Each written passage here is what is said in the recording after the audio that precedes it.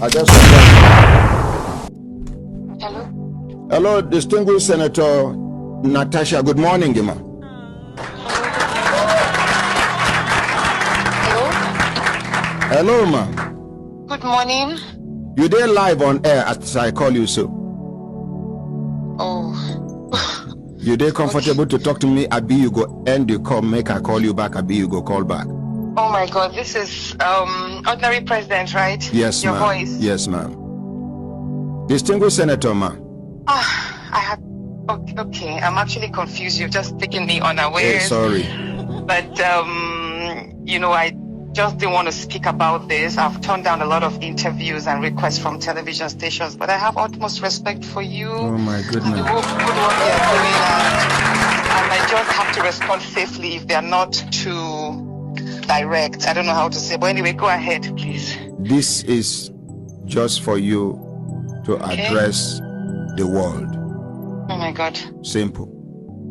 We are not asking you any question. It's for you to address the world. Okay. Senate President, Assistant Senate President, Ordinary President, thank you so much for calling me. My attention was drawn that you were actually speaking about the issue on your program today. So thank you so much for your concern. But the thing is, there are certain rules in the chambers that whatever I speak of in the Senate can't be used against me. That means I can't be sued. But outside? But if I make any utterances, considering the fact that I am facing a lot of harassment, I have been going through a lot, and I have remained quiet because I didn't want to be interpreted wrongly. I didn't want any lawsuits against me. I just wanted to be given a chance to work. A lot of my privileges have been denied. I've been pulled out from many international activities that I was part of. That is right after, that whole nightclub incident that happened last year. Yes. Ever since then, I have been issued. There was even a United Nations event I was supposed to attend, which the UN nominated me for.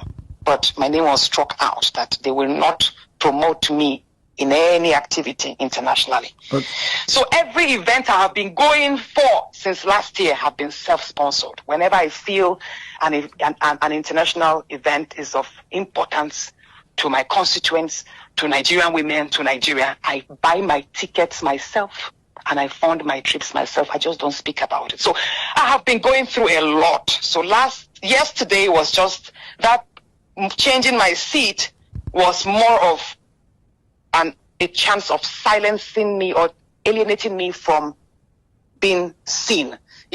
Sitting arrangements is very critical. Like when the nearer you sit, positions you closer before the camera and gives you an added advantage to be called upon to contribute to debates. But the seat I was now, ordinarily, I'm already sitting at the very back. If you see me, I'm sitting at the last seat just before the door.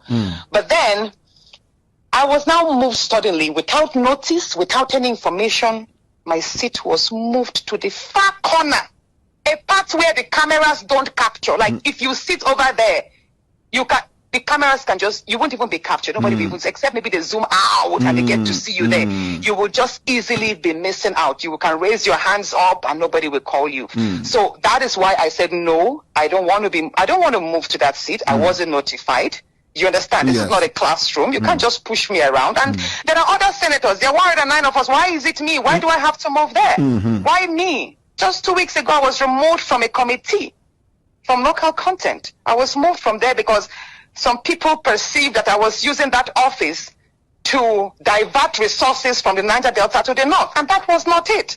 We have the Ajakuta-Kaduna-Kano pipeline, which is going to be completed by the second quarter of this year. And we need feed gas for that. And the wake of, Nigeria is now positioning itself to be more productive. Industrialization is picking up. So the factories up north, like other parts of Nigeria, we need greater electricity supply. And now we have CNG vehicles being converted to CNG. There'll be a number of CNG stations across the north and other parts of Nigeria. We need feed gas to service all of these spots. And it was even the president that assented to the executive order. So how does that, why picking on me? Like, basically, I'm not going to mention names specifically, but there's a whole lot going on. And all I would just say is, I appreciate Nigerians for standing up. I have been going through a lot, but I will not mention names. It's okay. But, and in due time, if it depends on how things go, in due time, I might have to come up personally to speak on everything. Thank you very much. I know that right now they are planning my suspension. If I'm suspended, fine. It will not stop me from doing my work wherever I can. Do you understand? I have a number of projects in line, and I will keep serving my people. I'll keep being a voice. Thank you very much. Do you understand? Thank you. And I will keep being a law-abiding citizen. So I did not speak out of order.